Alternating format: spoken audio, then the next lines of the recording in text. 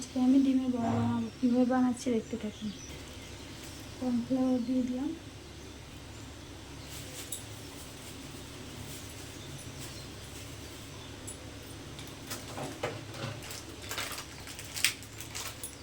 যতটা কর্নফ্লাওয়ার দিয়েছি অতটাই বেসন দিয়ে দিলাম, আর একটু দিয়ে দিচ্ছি,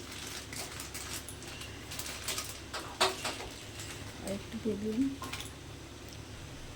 পেঁয়াজ কুচি,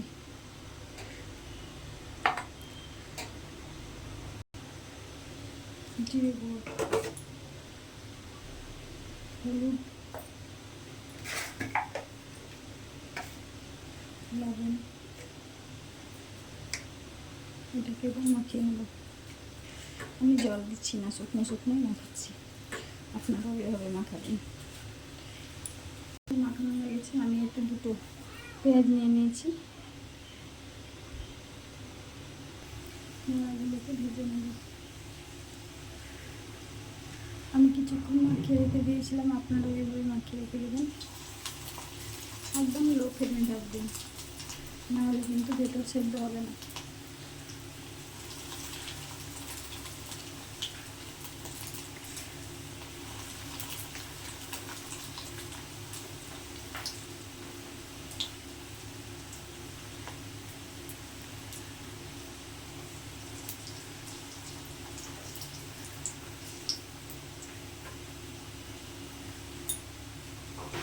এরকম বন্ধু এক সাইড হয়ে গেছে, আর এক সাইড আমি উল্টে দেবো।